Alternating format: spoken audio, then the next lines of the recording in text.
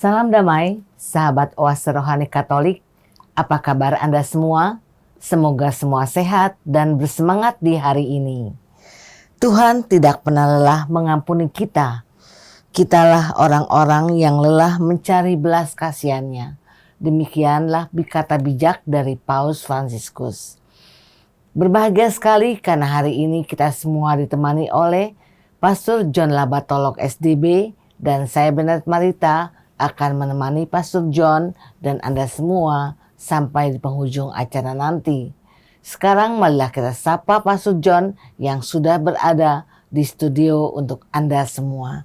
Salam damai Pastor John. Salam damai Ibu Marita dan juga para pendengar setia Oase Rohani Katolik.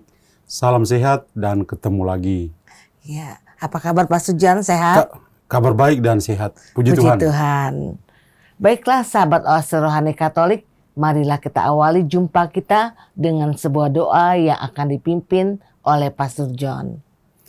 Mari kita bersatu dalam doa.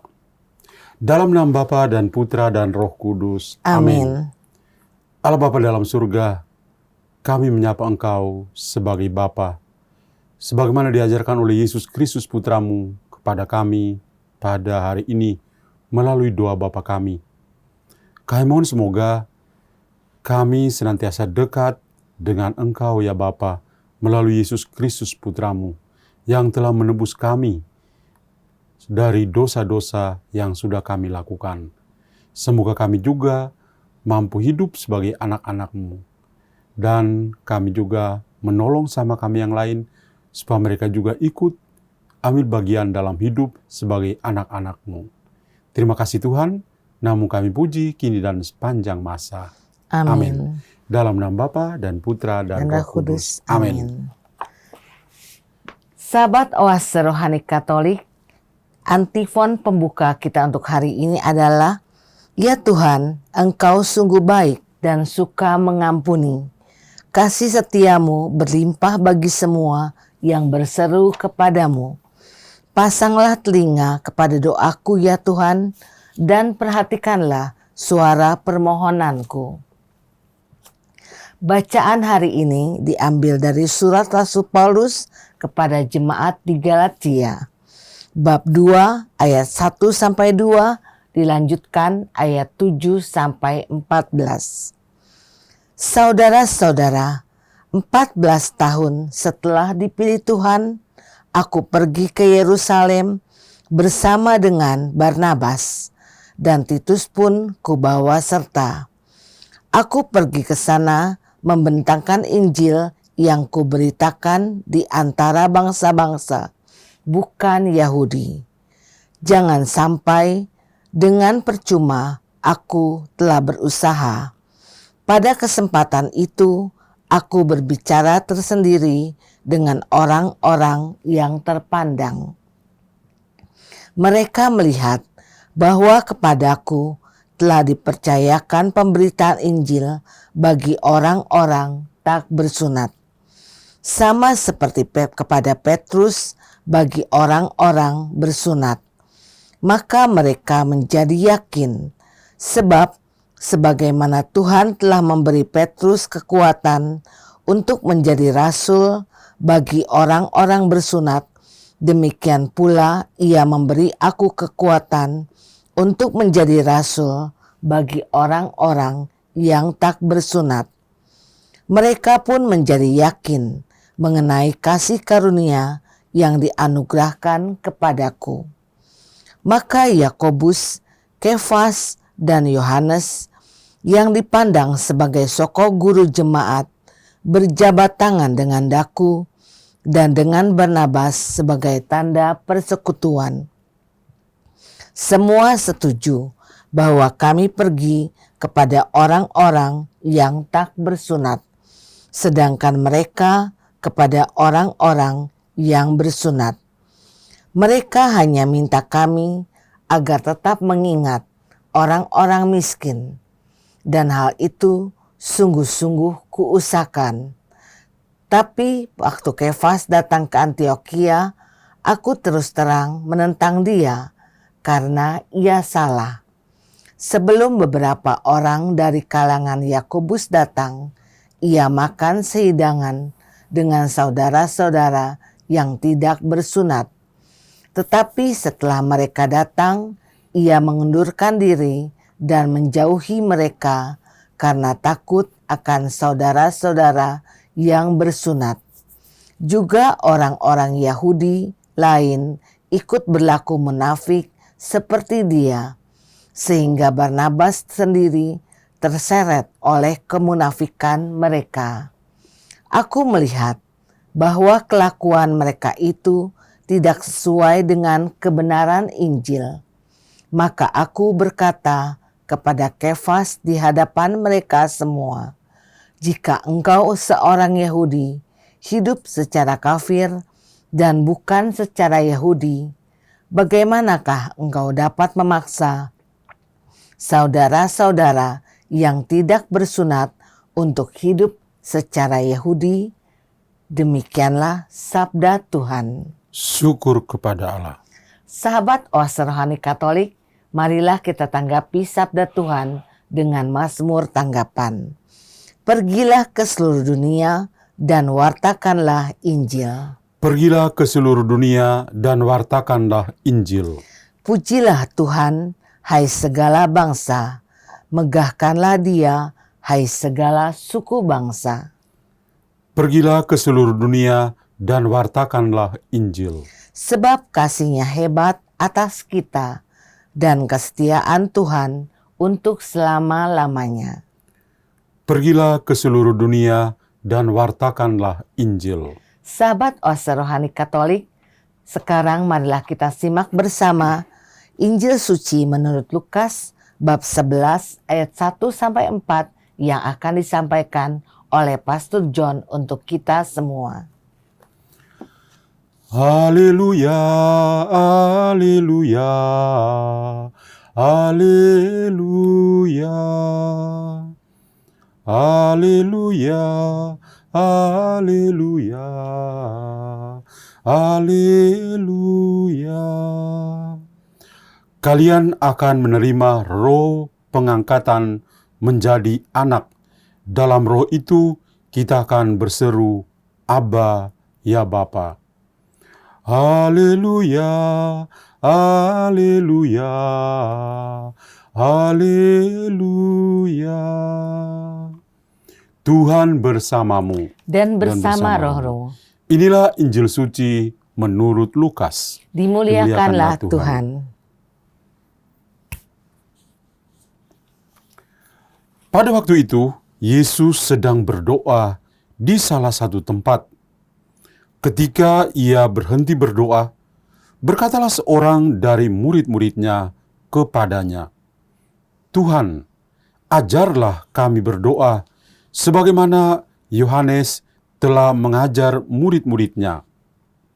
Maka Yesus berkata kepada mereka, bila kalian berdoa, katakanlah, Bapa, dikuduskanlah namamu, datanglah kerajaanmu.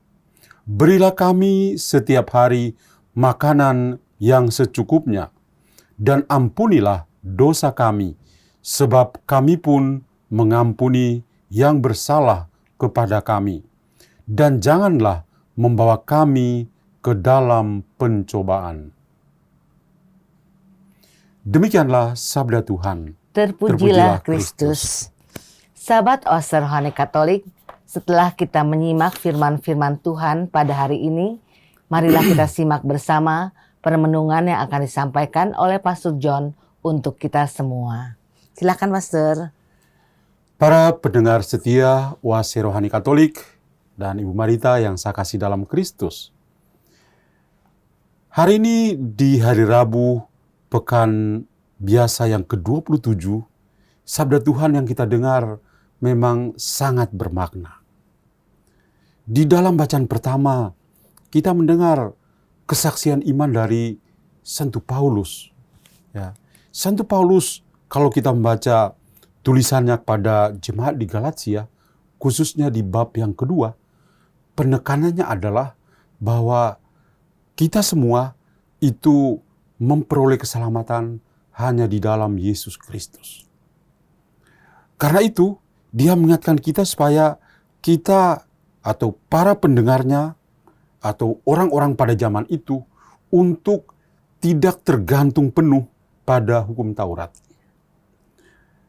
Karena yang menjadi fokus kita, yang mendengarkan hari ini, atau mereka pada saat itu adalah pada sosok Kristus yang sedang dia wartakan. Dan kita mendengar bagaimana Santo Paulus bercerita perjalanan setelah 14 tahun. Dia meninggalkan daerah, pergi ke Yerusalem. Dia ditemani oleh Barnabas. Kita mengingat dulu di Antioquia, itu ketika mereka berdoa, lalu Roh Kudus sudah mengatakan, khususkanlah Barnabas dan Paulus untuk tugas yang telah kutentukan. Dan itulah yang mereka jalani dalam perjalanan-perjalanan misioner.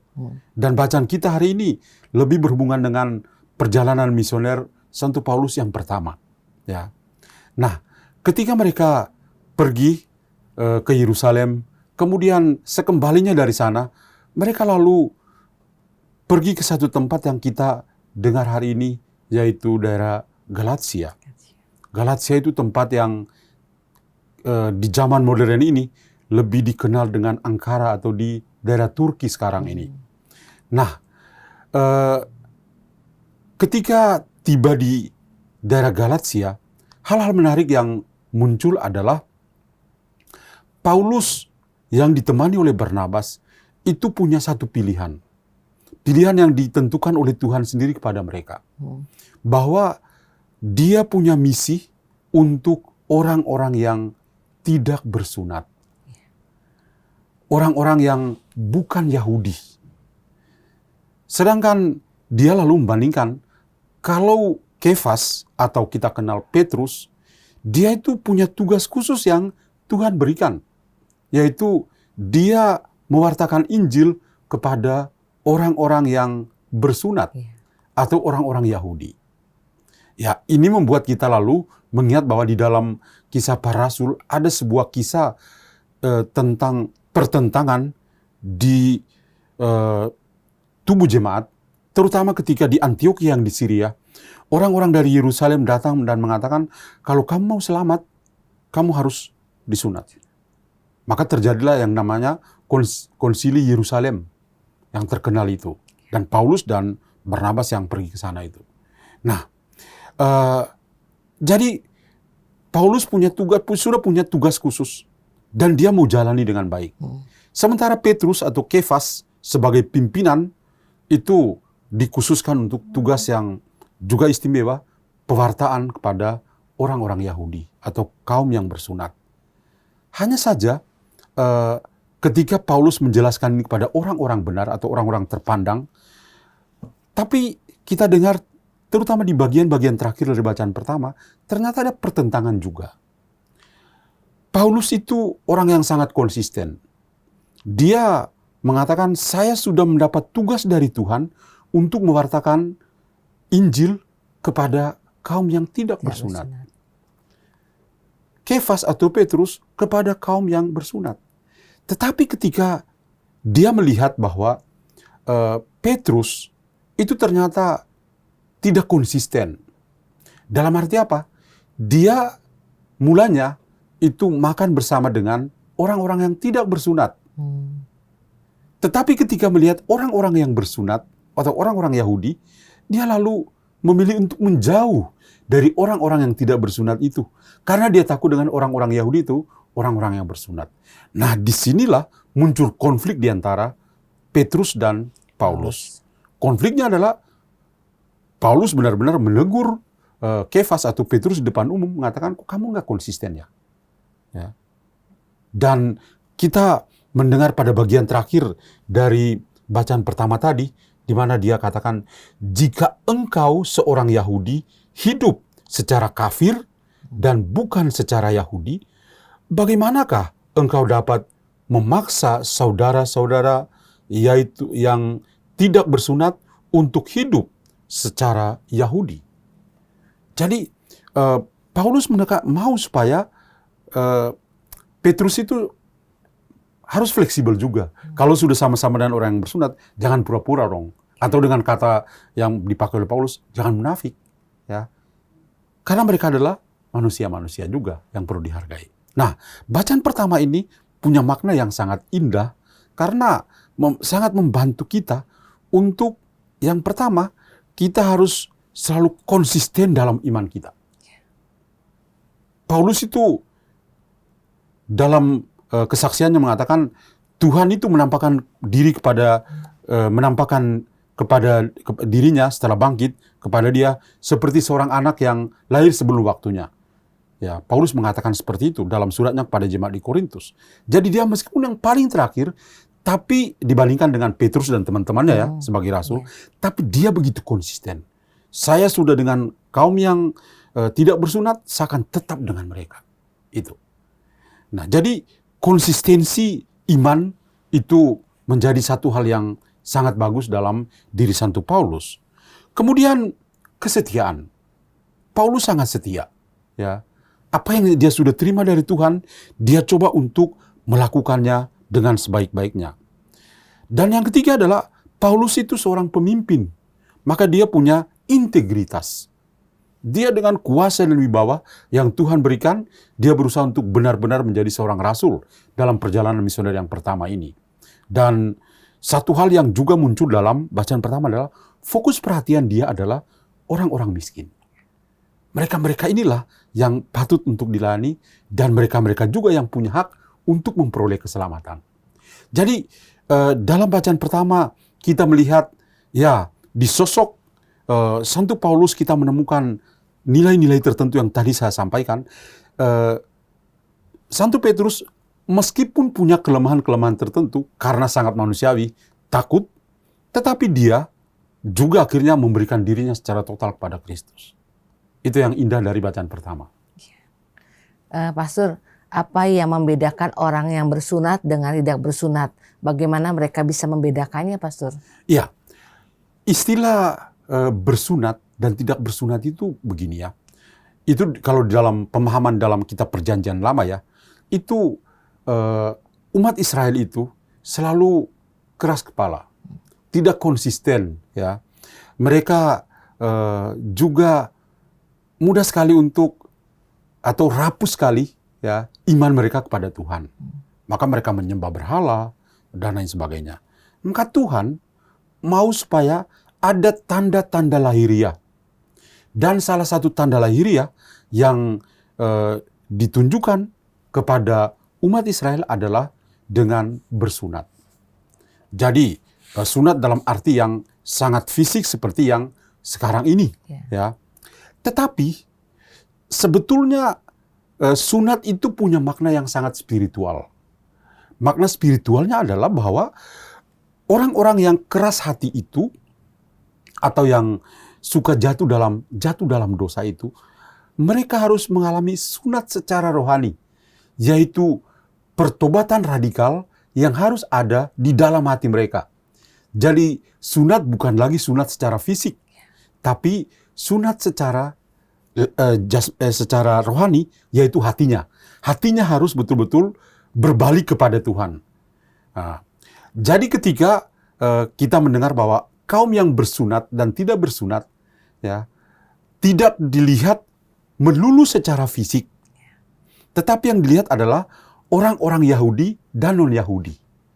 Orang-orang Yahudi selalu dikatakan ini adalah satu kategori di mana mereka adalah orang-orang yang bersunat. Orang-orang yang ya status quo untuk keselamatan, katakan seperti itu. Sorry. Tetapi orang-orang yang bukan Yahudi, mereka itu nantinya tidak memperoleh keselamatan. Tetapi dalam konsili Yerusalem itu dikatakan tidak. Bukan masalah bersunat dan tidak bersunat. Yang tidak bersunat pun dia punya hak untuk keselamatan. Maka di sini yang paling penting adalah soal hati. Ya, maka bagaimana bisa membedakan perbedaan yang langsung orang tahu adalah mana yang Yahudi, mana yang bukan Yahudi. Yang Yahudi kaum bersunat, yang bukan Yahudi dikatakan mereka itu tidak bersunat. Yang menjadi sasaran perutusan dari Santo Paulus itu.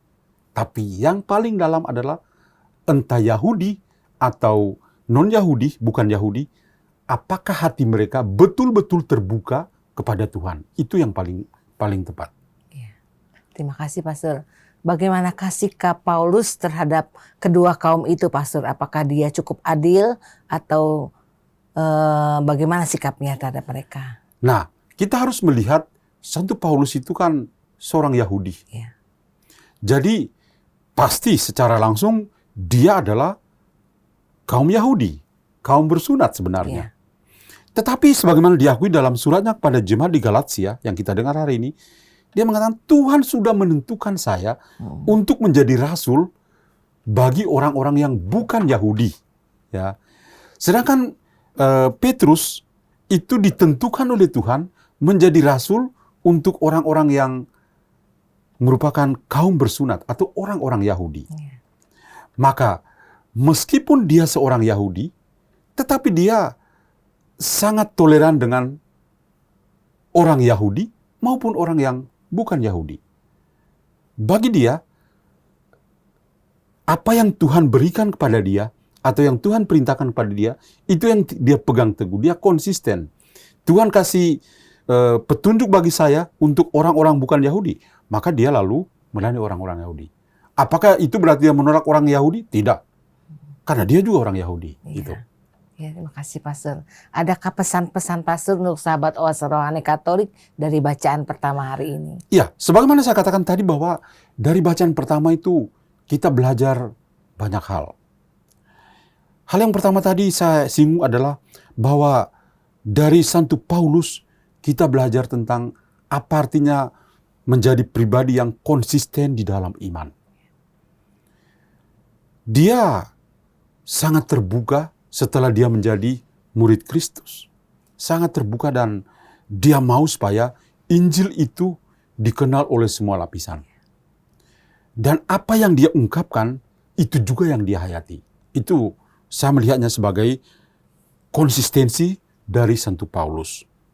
Hal yang kedua adalah dia punya integritas. Seorang pemimpin yang punya konsistensi, dia betul-betul punya integritas.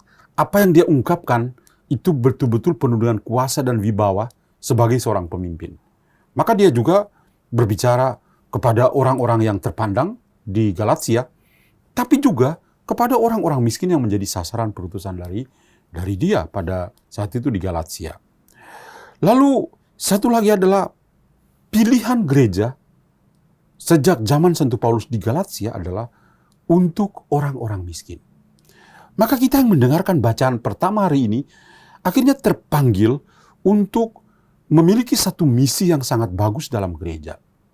Yaitu kita juga seperti Paulus yang punya fokus perhatian pada orang-orang yang kecil, lemah, miskin, tersingkir, dan difabel.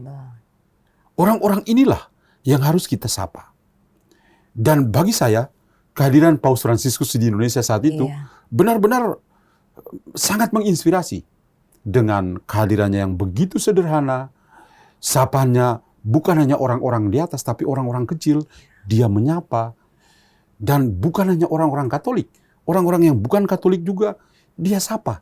Nah, kalau gembala kita menunjukkan keteladanan seperti itu, inilah gereja sebenarnya yang harus merasul pada orang-orang lain. Maka spirit dari bacaan pertama bagi saya sangat indah dan Ibu Marita dan juga para pendengar setia Oase Rohani Katolik, ini yang harus kita lakukan. Kalau saja kita lakukan itu, maka saya teringat pada apa yang dikatakan Santo Paulus dalam bacaan pertama ya. Dia katakan, jika engkau seorang Yahudi hidup secara kafir dan bukan secara Yahudi, bagaimana engkau dapat memaksakan saudara-saudara yang tidak bersunat untuk hidup secara Yahudi?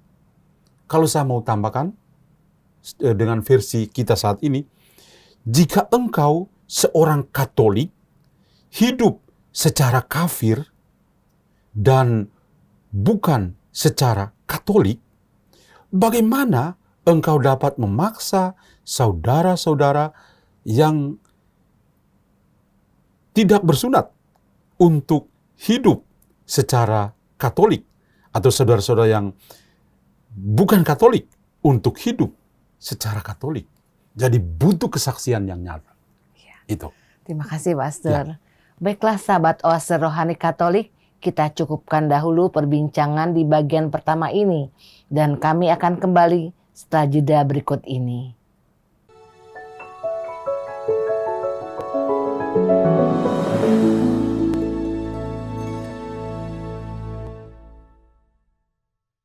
Sahabat Oase Rohani Katolik, kembali Anda menyimak siaran Oase Rohani Katolik hari ini. Hari ini adalah Pekan Biasa ke-27. Bersama kita masih ada Pastor John Labatolok SDB dan saya Bernard Marita akan menemani Anda sampai di penghujung acara nanti. Bagi Anda yang mau bertanya, mengirimkan usul atau saran, silakan Anda kirim ke alamat email kami orkkaj2021@gmail.com atau Anda dapat kirim WA ke nomor 0881 0251 33438. Baiklah sahabat Oase Rohani Katolik yang terkasih, kita kembali ke Pastor John untuk menyimak permenungan di bagian kedua ini. Silakan Pastor. Ya, para pendengar setia Oase Rohani Katolik dan juga Ibu Marita yang terkasih, apa yang ditunjukkan oleh Santo Paulus ya sebagai seorang rasul yang begitu terbuka, bahkan menganggap Yakobus, Kefas dan juga Yohanes sebagai soko guru. Jadi kerendahan hati Santo Paulus ada di sana, mengakui mereka yang lebih dulu itu sebagai soko guru. Dan bagi saya, apa yang membuat Paulus bisa seperti itu? Karena Paulus punya iman kepada Allah sebagai Bapa. Maka di Injil tadi sangat menarik karena kita mendengar Tuhan Yesus mengajar doa Bapa kami. Yang sebetulnya Tuhan mau mengatakan kepada kita supaya sebagai anak kita menggantungkan seluruh harapan kita hanya kepada Allah sebagai Bapa kita. Yeah. Maka kita mendengar kisah yang sebetulnya sangat menarik tentang doa Bapa kami. Bagaimana terjadinya, ya. Pertama kita lihat Yesus punya satu kebiasaan. Dia berdoa. Dia coba untuk membangun dialog yang terus-menerus dengan Bapa di surga. Ketika dia mau melakukan suatu hal yang penting, dia selalu berkontak dengan Bapa di surga. Misalnya, ketika dia membuat tanda-tanda tertentu. Atau ketika dia mau memilih dari banyak murid, dia pilih 12 rasul. Dia selalu kontak dengan Bapa, berdialog dengan Bapa, dan kita mendengar dia selalu punya tempat-tempat tertentu. Dan waktu-waktu tertentu untuk berdoa. Yeah. Dan berdoanya juga semalam-malaman. Waduh, doa semalam-malaman. Coba kita, siapa yang kuat itu doa semalam-malaman. Nah, kebiasaan Yesus berdoa ini yang juga menjadi sebuah pemandangan yang sangat menarik dari para muridnya. Maka para muridnya yang mayoritas adalah murid-murid dari Yohanes Pembaptis. Itu juga sebelumnya ketika dengan Yohanes, mereka tahu Yohanes juga rajin berdoa. Yeah. Maka mereka juga pingin kalau apa yang dilakukan oleh Yesus harus mirip dengan apa yang dilakukan oleh Yohanes, guru mereka sebelumnya. Yeah. Maka tadi kita mendengar di bacaan Injil, ketika Yesus berdoa, tidak ada seorang murid pun yang mengganggu. Mereka sangat respect pada Yesus yang berdoa. Yang kedua, setelah dia selesai berdoa, ada seorang murid yang tidak punya nama. Ini sangat bermakna. Yang tidak punya nama itu kiranya tidak hanya mewakili mereka saat itu, tapi mewakili kita semua saat ini. Dan meminta kepada Yesus, Tuhan, ajarlah kami berdoa. Lalu Yesus dengan sangat terbuka mengajar mereka doa yang sangat singkat. Tadi kita mendengar, kalau saya bagi, ada dua bagian penting dalam doa Bapa kami. Yeah. Ya, bagian yang pertama adalah doa seorang anak kepada Bapa. Dan yang kedua adalah doa seorang anak untuk dirinya dan sesamanya. Dan ini betul-betul menjadi doa kita. Yang pertama adalah doa sebagai anak kepada Bapa. Itu ketika Yesus mengatakan, kalau kalian berdoa, katakanlah, Bapa, dikuduskanlah namamu, datanglah kerajaanmu. Bapa, Allah dipanggil sebagai Bapa, ini sangat indah. Betapa dekatnya Allah dengan kita. Itu yang diajarkan oleh Kristus. Yang kedua, dikuduskanlah namamu. Nama Tuhan itu kudus. Orang-orang Yahudi ya, itu melihat tulisan Yahweh dibaca Elohim. Betapa kudusnya nama. Karena nama itu langsung tertuju pada jati diri atau pribadi dari Allah sendiri. Maka sangat dihormati. Nama Tuhan itu kudus. Dan yang ketiga tadi, datanglah kerajaanmu. Allah yang merajai kehidupan kita. Dia adalah segala-galanya. Itu doa dari seorang anak kepada Bapa. Kemudian Yesus juga mengatakan bagian kedua dari doa Bapa kami yang juga sangat indah. Itu berupa intensi-intensi permohonan dari kita sebagai anak. Berilah kami setiap hari makanan yang secukupnya. Ampunilah dosa-dosa kami, sebab kami juga mengampuni yang bersalah kepada kami. Dan yang terakhir adalah, janganlah membawa kami ke dalam pencobaan. Jadi, doa yang menjadi intensi kita. Yang pertama-tama adalah yang berhubungan kebutuhan fisik kita. Beri kita makanan yang secukupnya pada hari ini. Kemudian relasi antar pribadi kita. Dengan memohon pengampunan, karena kadang-kadang relasi dengan saudara-saudara kita juga tidak baik-baik saja. Maka perlu saling memaafkan, saling mengampuni, ya. Dan yang terakhir adalah kita mohon Tuhan jangan bawa kita kepada pencobaan. Karena titik kelemahan kita adalah pada godaan-godaan yang kita selalu hadapi. Maka doa Bapa kami ini memang kelihatan sangat singkat. Karena memang yang minta adalah satu muridnya. Tapi doa Bapa kami menjadi semakin luas, semakin dalam, itu ketika kita mendengar Yesus menjelaskan atau mengajar di Sabda Bahagia, di Bukit Sabda Bahagia. Ketika dia mengungkapkan 8 Sabda Bahagia versi Injil Matius, tapi juga dalam Injil Lukas, itu doa Bapa kami itu coba untuk dibuat lebih komplit, lebih jelas lagi di sana. Nah, di samping itu, satu hal juga yang sangat indah dalam doa Bapa kami, selain meringkas segala doa yang kita doakan, saya teringat pada apa yang dikatakan atau diajarkan oleh para bapak gereja. Bapak gereja mengatakan, kita ketika berdoa, pada level yang paling pertama, itu kita berdoa kepada Bapa. Berdoa kepada Bapa, itu mengatakan, kok begitu jauh ya antara Bapa dan kita sebagai anak. Itu adalah level yang paling dasar. Yeah. Tapi kita harus naik level. Enggak bisa hanya berdoa kepada Bapa. Tapi yang kedua adalah kita berdoa bersama Bapa. Dan contoh berdoa bersama Bapa adalah doa yang pas hari ini kita dengar. Yesus ketika diminta, Tuhan ajarlah kami berdoa. Dan Yesus lalu mengatakan, kalau kamu berdoa, katakanlah, Bapa, dikuduskanlah namamu. Yesus langsung berdoa bersama murid itu. Jadi berdoa bersama Yesus sendiri. Itu level yang kedua. Level yang ketiga, doa adalah kasih. Karena Allah adalah kasih, maka seorang yang berdoa dan betul-betul menyatu dengan Tuhan, doa adalah kasih. Nah, inilah bagi saya betul-betul menjadi indah atau sebuah keindahan dalam bacaan Injil tadi. Terima kasih Pastor.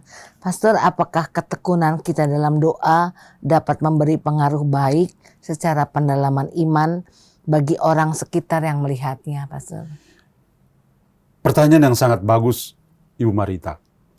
Apa yang menjadi bagian dalam kehidupan kita, yang dari dalam diri kita, itulah yang akan nampak keluar. Ya, nampak keluar. Kalau saja kita benar-benar berdoa bersama Tuhan, ya, seperti murid itu minta kepada Yesus, Tuhan ajarlah kami berdoa. Kalau kamu berdoa, katakanlah. Dan Yesus berdoa bersama mereka. Itu berarti seorang murid itu tidak berdoa sendirian saja, tapi dia selalu bersatu dengan Tuhan. Dan kalau dia bersatu dengan Tuhan, itu adalah sebuah kesaksian ketika dia berdoa dengan sendirinya, orang-orang yang ada di sekitarnya akan merasakan bahwa ini sesuatu yang berbeda ya. Lain ya. Kalau dia berbicara dengan saya, tidak hanya soal nyambung, tapi kenyamanan. Saya merasa kok seperti saya berubah. Karena dia berbicara kepada saya. Saya merasa Tuhan hadir ketika berbicara dengan orang itu. Jadi itulah pengalaman kita. Kalau bertemu dengan orang yang sungguh-sungguh berdoa, maka kita akan merasakan seperti itu. Kalau bertemu dengan orang yang tidak pernah berdoa, maka yang ada pada kita kering. Seorang sahabat pernah mengatakan kepada saya, "Pastor, saya boleh berpendapat bahwa kalau saya pergi ke gereja dan saya mengikuti misa, saya bisa merasa," dia mengatakan ini sangat subjektif ya, "saya bisa merasa apakah pastor itu berdoa atau tidak. Ketika dia berbicara tentang sabda Tuhan, saya bisa merasa kalau benar-benar menyentuh kehidupan saya dan merasakan Tuhan sungguh hadir, saya merasa bahwa pastor itu betul-betul berdoa, bersatu dengan Tuhan." Tapi kadang-kadang saya merasa kok seperti itu. Saya merasa, waktu itu saya berkomentar dalam hati ya, saya mengatakan, ya tidak seluruhnya benar. Tapi ada benarnya juga. Ya seperti itu. Jadi persekutuan kita dengan Tuhan melalui doa itulah yang bisa juga menjadi kesaksian kita di depan sama kita. Sama-sama. Terima kasih Pastor. Apakah memberikan contoh beribadah atau berdoa yang baik juga merupakan tugas kita di dunia yang dititipkan oleh Allah, Pastor? Kalau kita melakukan tugas-tugas kita ya, Iya. Santo Paulus dalam bacaan pertama ya, kalau kita lihat, dia itu mengatakan, saya melayani orang-orang yang bukan Yahudi, kaum yang tidak bersunat. Iya. Berbeda dengan Petrus atau Kefas yang melayani orang-orang yang bersunat. Dia melakukan, baik Petrus maupun Paulus, mereka melakukan itu karena betul-betul mereka merasa itu dari Tuhan. Yeah. Jadi apapun yang mereka lakukan, itu karena kehendak dari Tuhan bagi mereka. Yesus juga melakukan dalam Injil, karena itu adalah kehendak dari Bapa. Nah, kalau kita lihat pada sosok Yesus dalam Injil dan sosok Petrus, tapi juga ada Yakobus dan Yohanes sebagai sosok guru yang dikatakan oleh Paulus tadi, dan juga pribadi Paulus sendiri, kita akan mengatakan bahwa mereka ini adalah rasul-rasul yang benar-benar bekerja untuk Tuhan. Karena itu adalah kehendak Tuhan. Kalau begitu, kita ketika merasul, itu adalah kehendak Tuhan bagi kita. Maka kita harus melakukan segala sesuatu yang Tuhan kehendaki bagi kita sampai tuntas. Entah saya sebagai seorang pastor, saya akan melakukan tugas pengabdian saya sebagai pastor sampai tuntas. Karena itu adalah kehendak Tuhan bagi saya. Sebagai seorang bapak dan ibu, melakukan tugas di rumah sebagai orang tua, itu adalah suatu panggilan yang Tuhan kehendaki, maka lakukanlah itu sampai tuntas. Tidak bisa setengah-setengah. Demikian juga dalam profesi apa saja, apa yang kita lakukan itu adalah kehendak dari Tuhan. Maka tidak hanya Tuhan Yesus dalam Injil, para rasul dalam bacaan pertama, tapi kita saat ini juga melakukan semua pekerjaan kita dengan meminjam apa yang dikatakan oleh Santa Teresa dari Kalkuta ya, sekecil apapun pekerjaan itu dengan cinta yang besar. Iya. Terima kasih Pastor. Pastor, apakah hubungan antara kedua bacaan itu? Iya. Para pendengar setia, Oasis Rohani Katolik dan Bu Marita yang terkasih, dua bacaan ini memang tadi saya katakan sangat indah untuk kita renungkan. Apakah ada hubungan? Ada hubungannya. Yang pertama adalah kita melihat aspek doa. Aspek doa. Apakah Paulus dan para soko guru itu berdoa? Ya, mereka berdoa. Karena mereka berdoa, maka mereka begitu tekun untuk melakukan tugas evangelisasi. Paulus dalam perjalanan misioner pertama di Galatia ini, tapi nanti ada perjalanan misioner yang kedua dan ketiga. Santo Petrus juga, Yakobus, dan juga Yohanes. Mereka bisa melakukan itu sampai tuntas, bahkan sebagai martir, karena mereka berdoa. Mereka bersatu. Maka di sini, aspek doa itu penting. Tadi saya katakan ada doa kepada, tapi doa bersama. Dan yang paling penting adalah doa adalah kasih. Di mana posisi kita? Apakah kita masih berdoa kepada? Atau sedang berdoa bersama? Atau doa adalah kasih yang levelnya paling tinggi ini? Mari kita merenung secara pribadi untuk kita. Lalu yang kedua adalah, ternyata dalam doa itu Tuhan menunjukkan keteladanan. Tuhan Yesus berdoa. Dan para murid tidak mengganggu dia pada saat berdoa. Dan ini menjadi koreksi untuk kita. Koreksinya itu begini, kita harus berdoa. Kapan, dimanapun, kita perlu berdoa. Katekismus Gereja Katolik mengatakan kita mengangkat hati dan pikiran kita kepada Tuhan. Itu. Dan kalau kita berdoa, jangan saling mengganggu. Nah, ini adalah virus yang paling berbahaya. Kenapa? Orang berdoa di gereja juga masih saling mengganggu. Orang berdoa di gereja masih main HP. Sambil Bapak kami kok tangannya main HP. Ya. Itu virus yang paling berbahaya itu. Atau dalam situasi apa saja, kadang-kadang kita tidak serius dalam berdoa. Maka bacaan hari ini juga mengatakan pada kita tentang bagaimana kita benar-benar punya integritas dalam berdoa ya, seperti itu ya. Satu lagi adalah baik bacaan pertama dan bacaan Injil memanggil kita untuk punya perhatian kepada orang yang kecil, lemah, miskin, tersingkir, dan difabel. Kalau Paulus mengatakan perhatian kita adalah pada orang miskin. Kalau dalam Injil itu jelas sekali intensi dari doa Bapa kami tadi. Ya. Selain untuk diri kita, beri kami makanan secukupnya, tapi juga perhatian kepada orang-orang di sekitar kita. Dalam hal mengampuni, ini adalah salah satu bentuk ya bagaimana membangun relasi. Ya, karena orang-orang kecil juga selalu ada bersama dengan kita. Itu. Lalu yang paling terakhir dan yang paling indah juga adalah kita semua dengan bacaan pertama dan bacaan Injil hari ini memanggil kita untuk punya kepatuhan pada pemimpin gereja kita. Mungkin karena kita masih euforia dengan kedatangan Paus Fransiskus ya. Ketika melihat sosok Santo Petrus, oke lah bahwa di dalam gereja selalu ada Paulus dan Petrus yang bisa berantem di depan umum seperti yang dialami oleh Petrus dan Paulus. Ya, itu hal yang sangat biasa. Tetapi bahwa kita selalu punya pemimpin. Entah kita punya Bapak Suci, Bapak Uskup, dan para imam sebagai gembala kita. Paulus mengkritik Petrus karena situasi tadi yang diceritakan. Ya, Petrus itu pertama bersama orang bersunat, begitu lihat orang yang bersunat langsung menjauh karena takut. Itu juga kami sebagai gembala juga kadang-kadang merasakan seperti itu.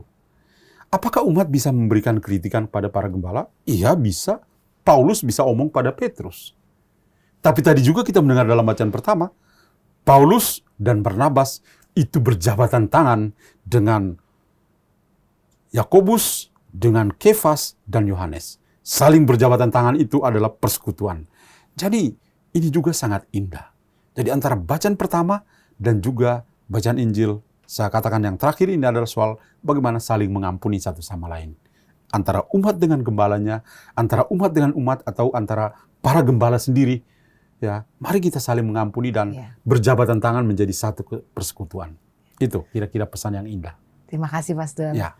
Baiklah sahabat Oase Rohani Katolik, dengan demikian usailah sudah jumpa kita dalam siaran Oase Rohani Katolik hari ini.